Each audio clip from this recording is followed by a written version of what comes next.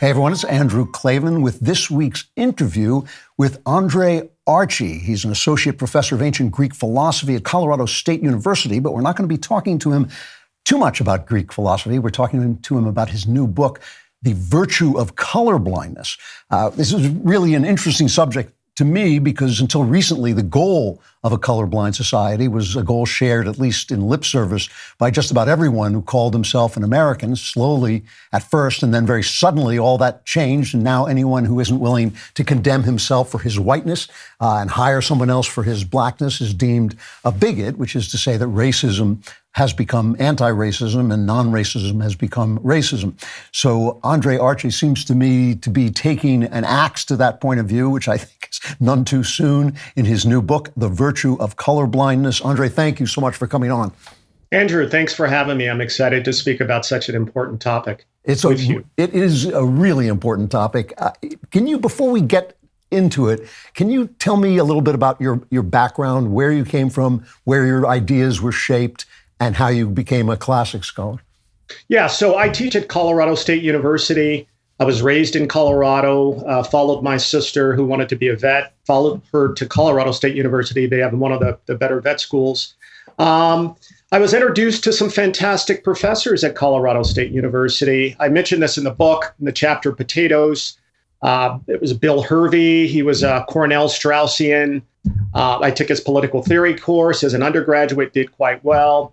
There was another individual by the name of Ken Hamblin. He was a local radio talk show host, very influential on me in high school, early college. So I would say those two individuals, Bill Hervey at Colorado State University and then Ken Hamblin, really kind of motivated me to appreciate American founding principles and, of course, the Greeks. And then from there, I went to Duquesne University in Pittsburgh, got my master's, PhD, and I specialized in ancient Greek political theory and philosophy. And your background was working class, basically, is that right? My background was working class. It was sort of episodic. My parents split up when I was young. There were times we were doing quite well. There were other times we weren't. So it was sort of an episodic situation economically. But we were always raised, my siblings and myself, to be colorblind. And it was very important for my mom, for my grandfather, for my sisters. It was important for all of us to work hard and to play by the rules. And the idea was, we'll be successful. We'll flourish. We won't be incredibly wealthy, perhaps, maybe if we're lucky, maybe. But we'll at least be flourishing, happy individuals and citizens. And so that's the sort of mindset that informed the book, the argument that I'm making, and especially the perspective of being colorblind. That was sort of drilled into me as a child. And I think that's the only way to go as Americans, because any other way is antithetical to our founding principles. And so I'm trying to call us back as a country to those founding principles as a way forward out of the racial discussion that's taking place today. You know, when you describe your life, both now and in the book, it sounds like a very typical American life, modern American life. And yet, obviously, not everyone becomes a scholar, not everybody studies the Greeks. Is there a connection between that kind of philosophy and your interest in this subject, or is the interest purely personal and you're just going down a different track now? Yeah, that's a really good question. Let's see, how can I answer that? Of course, I think there's a connection. I think the Greeks, for me in particular, especially Plato and Aristotle, they have a certain conception regarding human nature. And I think that given that conception, that we're capable of being rational citizens. We're rational animals, Aristotle says. But citizenship plays a role in there because it's moral agency that informs the idea of civic republicanism that we're so used to, and that is a part of our founding. So I make a connection between the Greeks' moral character and the founding principles that ultimately stem from the Greeks and the Romans, that Western philosophical tradition. So if any of that makes sense, I mean, I was trying to tie some loose threads together. I've always thought along these lines that what the Greeks are discussing in terms of the polis, moral character, they have a lot to contribute in terms of how we discuss race in America as it relates to civic responsibility and some of our American founding principles. So one last question before we get to the meat of this, because I was just really interested in your story and the direction of your thought.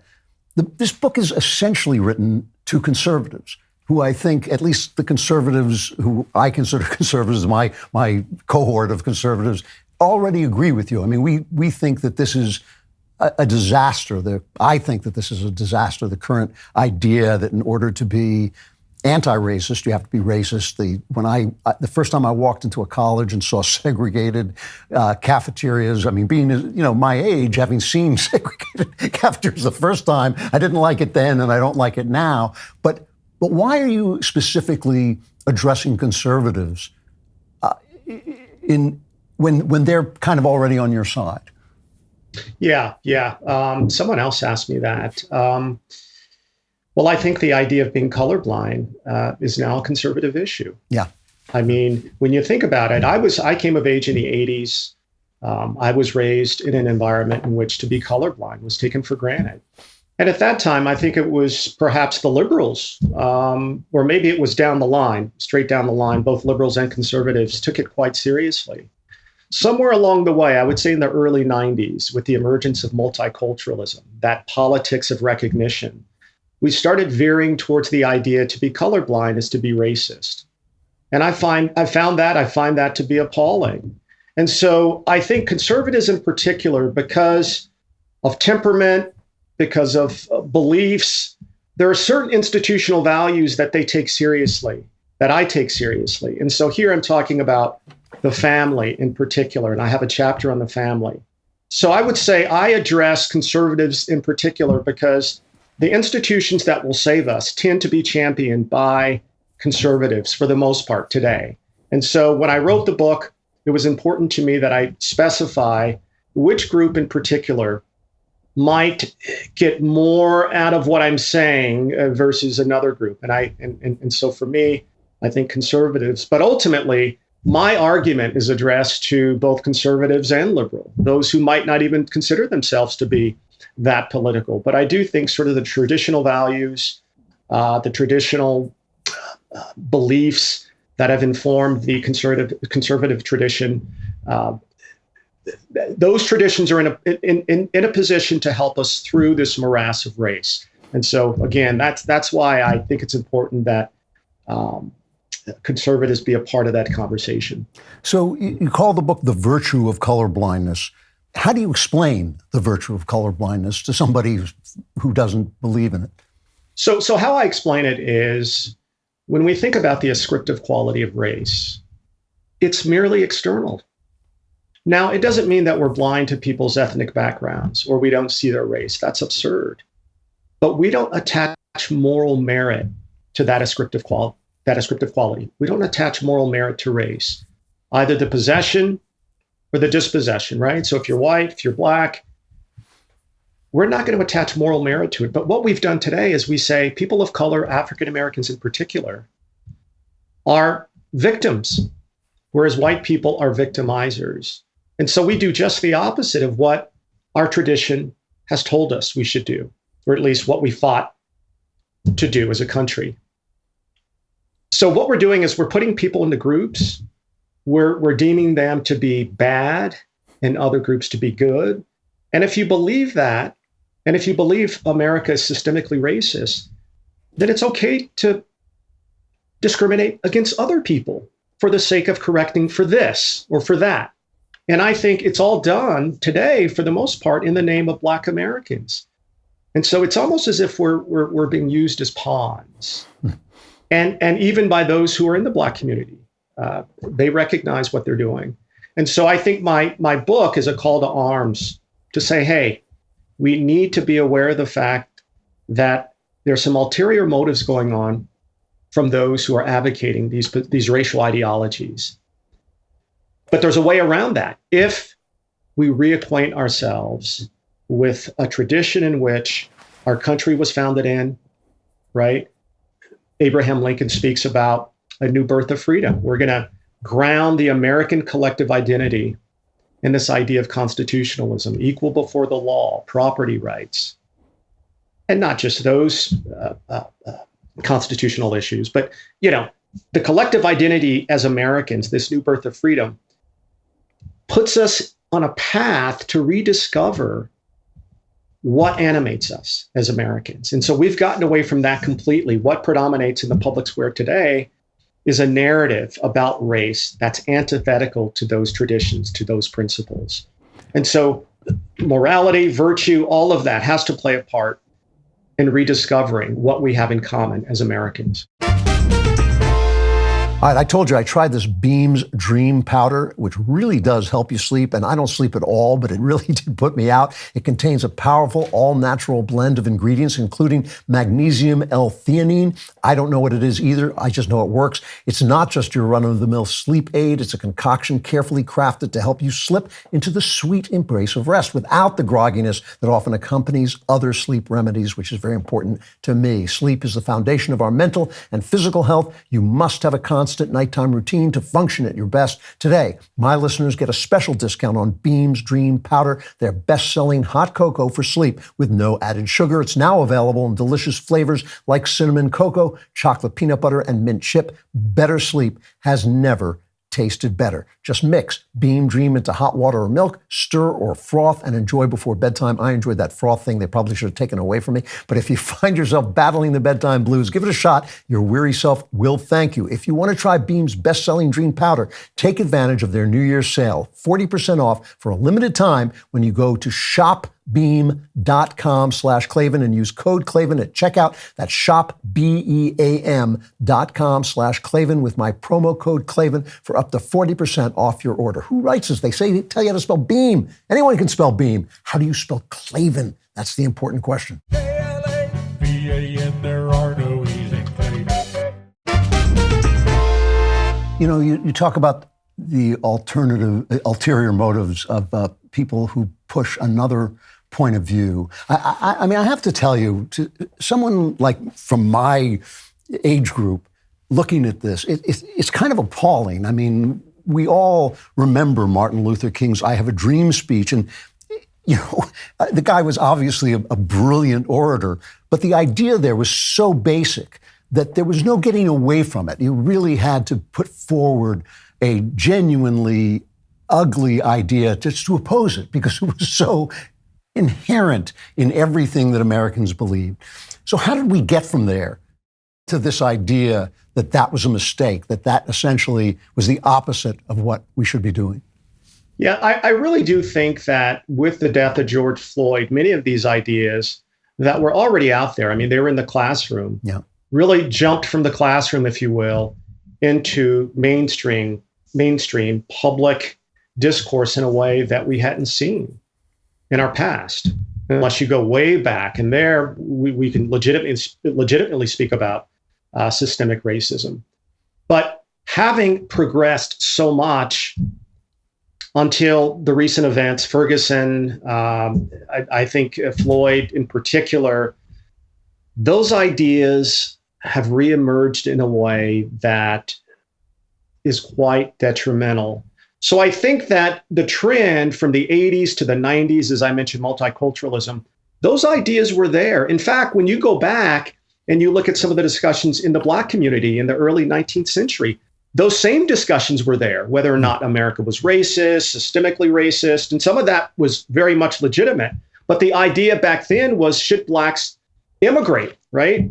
So you had a lot of Frederick Douglass's contemporaries like Cromwell, Blyden, Black individuals, Black public intellectuals who wanted to immigrate. And Douglass said, no, there are principles that wed us to America, and we are dedicated to those principles, and we're going to fight for those principles. So in other words, if you fast forward, DEI, anti-racism, I think that's always been in sort of the bloodstream, if you will, of America. And so these individuals that I focus on, people like Coates, Ibram X. Kendi, D'Angelo, they recognize that America, we have this soft underbelly, and that's that racial history. And they're sort of picking at it. And there's a lot of Americans vulnerable to that soft underbelly.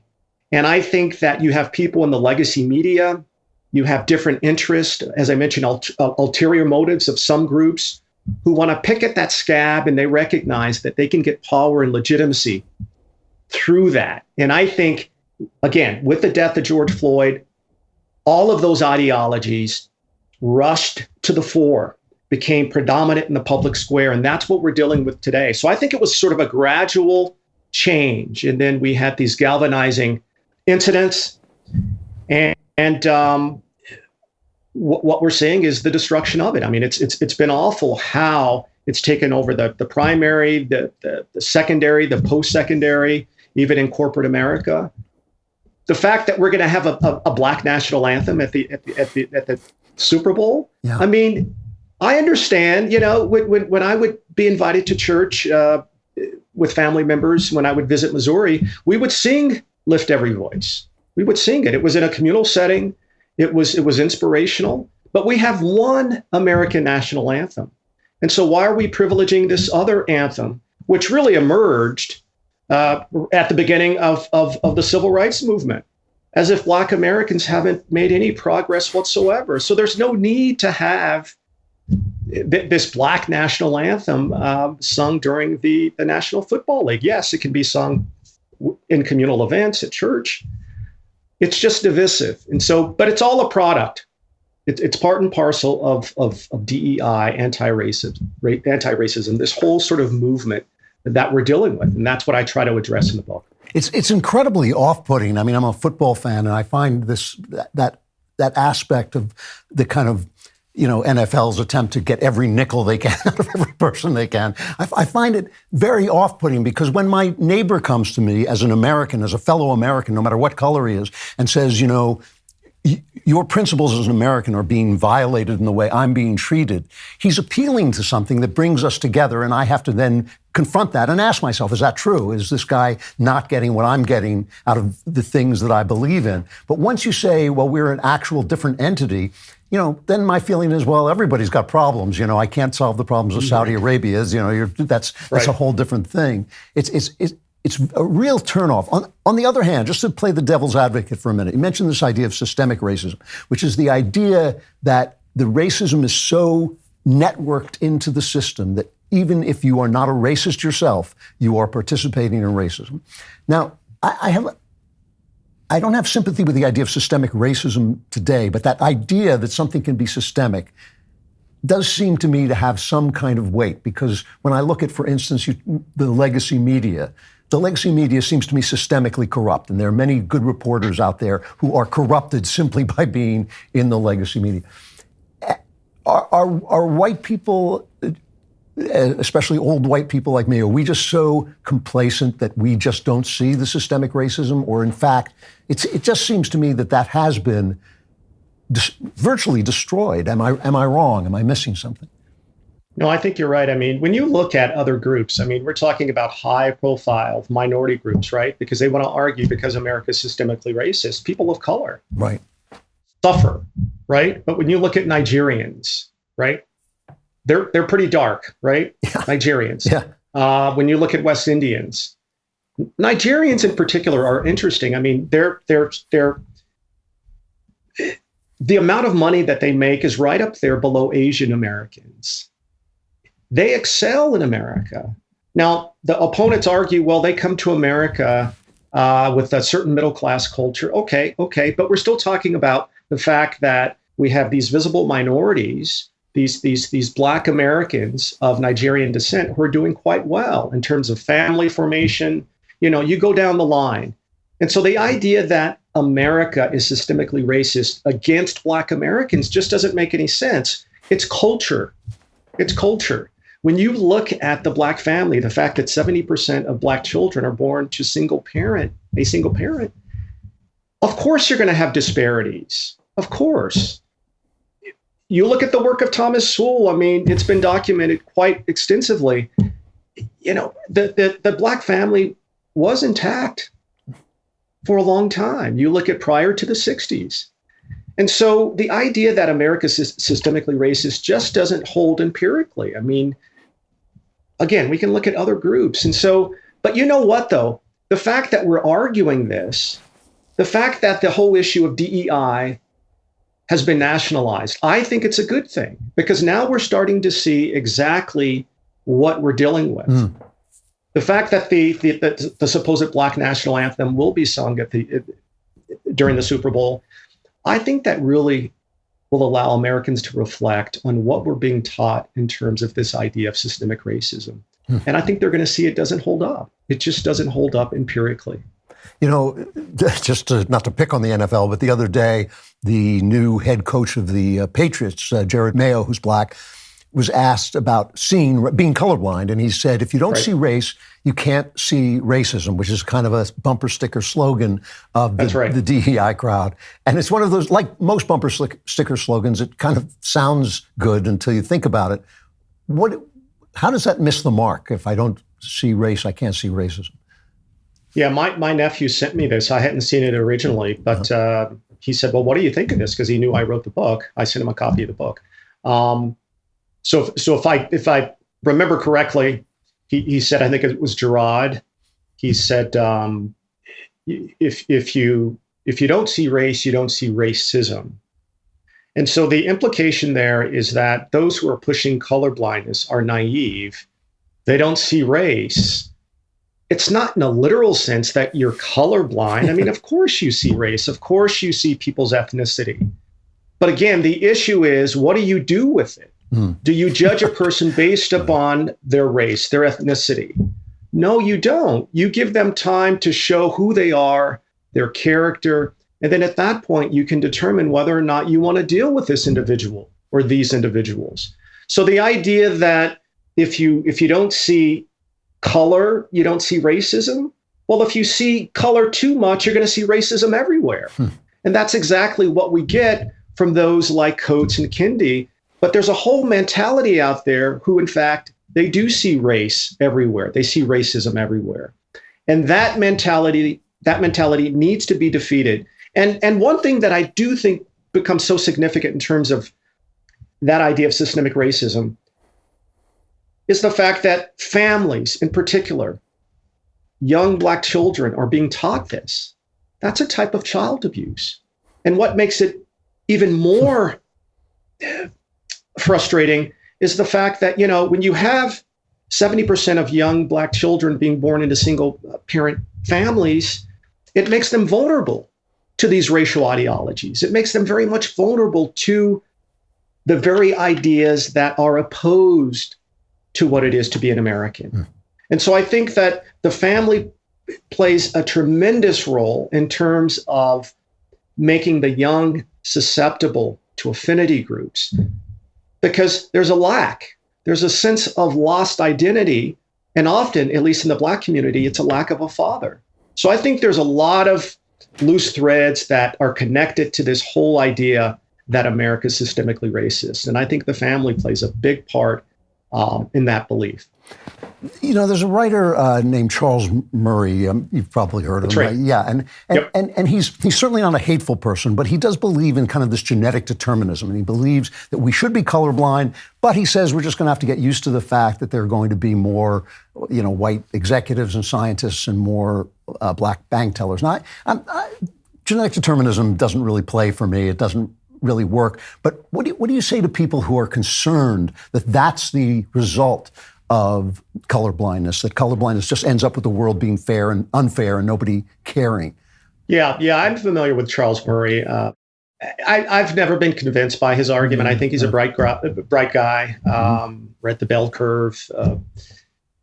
I think it's culture. I think when you look at other minority groups who are of color, I think it becomes clear that there are different cultural practices. So the whole genetic determinism really doesn't make much sense to me. When I was very young, I read, I mentioned Thomas Sowell, some others who sort of, they waded into that debate.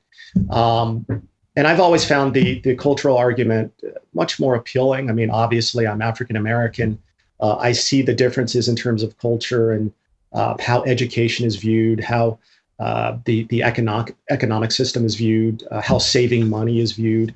I see the differences there, which to me account for a lot of the differences in group accomplishments. Now, housing. I mean, there are certain vestiges from the past that we need to be realistic about, but I think there's been efforts, and I think those efforts are ongoing. And I think at this point, for the most part, I think Black Americans, people of color, Black Americans in particular, it's going to be through their own effort that a lot of these divides will need to be healed from the inside. And then that'll externalize and you'll see it on the outside. But I do think it's cultural. I don't take the genetic determinism argument seriously. I agree. I think Soul has actually kind of taken it to pieces. But you mentioned the Christianity of men like Martin Luther King and Frederick Douglass. And I've always thought, like, I know why I believe racism is wrong. It's because I'm a Christian, and it basically, I think, I really do believe, I mean, that we're made in the image of God, and that's kind of the end of the argument. I don't even understand why people who are atheists think racism is wrong. Like, I don't understand what their problem is, you know, with it. How much do you feel religion plays a role in having this colorblind outlook? I think religion can play a role. Communities of faith in the past, and again, to take it back to the family, I think the family is so significant in terms of these racial issues, but not everyone can have an intact family. And so in the past, these intermediate institutions like synagogue, like the church, filled that gap, and they helped to form the young. They helped to instill certain values, certain American values. And I think today we have this mentality, this non-judgmentalism that have contributed, frankly, to many of these ideologies, these racial ideologies that we're dealing with in the public square. So I don't think the community of faith are doing as much as they can do, again, because I don't think they want to shame or be judgmental. But I think some of that's necessary, especially in terms of some of our practices, in terms of what you hear in school, what you hear in the primary level, what you hear in the secondary level. I think a lot of parents recognize that what their children are being taught is just wrong and antithetical to what it means to be American, but they don't speak up. Yeah. And I think to be wedded in one's faith, I think it gives you the courage to speak up. It gives you the courage to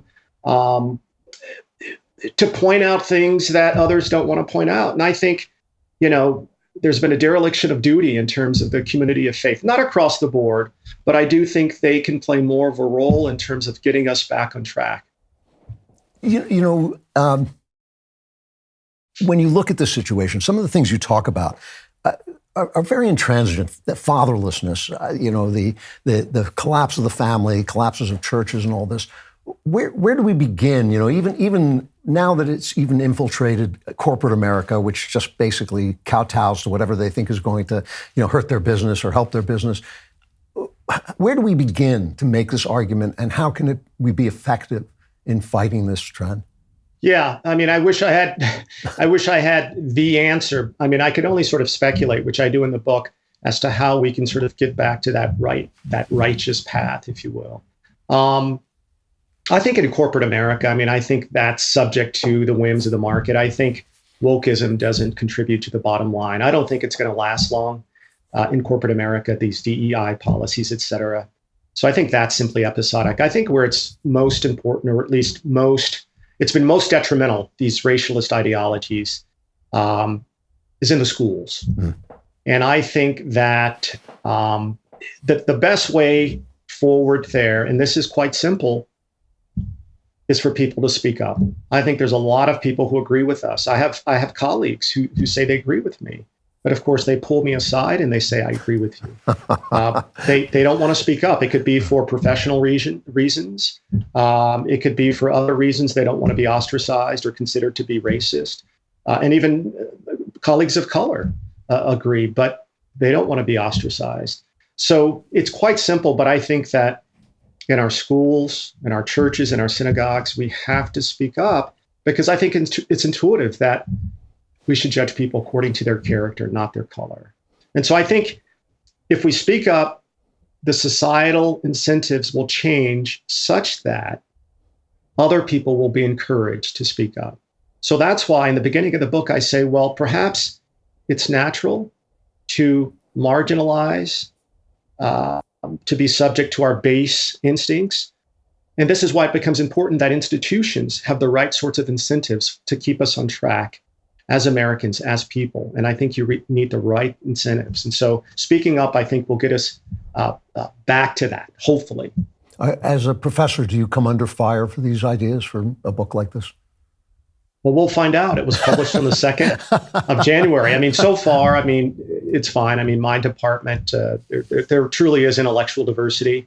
But I think hopefully going forward, things will be fine. But I don't think I'm saying anything controversial in the book. I mean, I think it's quite intuitive and common sense. It's very interesting to me that classics departments are kind of the last holdout against wokeism. I think there's good reason for it, and you're a good example of it. The book is called The Virtue of Color-Blindness by Archie. Andre, thank you so much for coming on. Really interesting talking to you, and I hope the book does well, The Virtue of Color-Blindness. Andrew, thank you. It's been fun. Thanks a lot. It's a pleasure. Interesting guy, and always makes me hopeful to see, especially a younger guy coming in and saying what has to be said, what I think everyone knows in his heart, The Virtue of Color-Blindness by Archie. There's also, of course, the virtue of watching and listening to the Andrew Klavan Show, which will be on Friday. I hope you will be there because I will be there, and I'll be lonely without you. I'll see you then.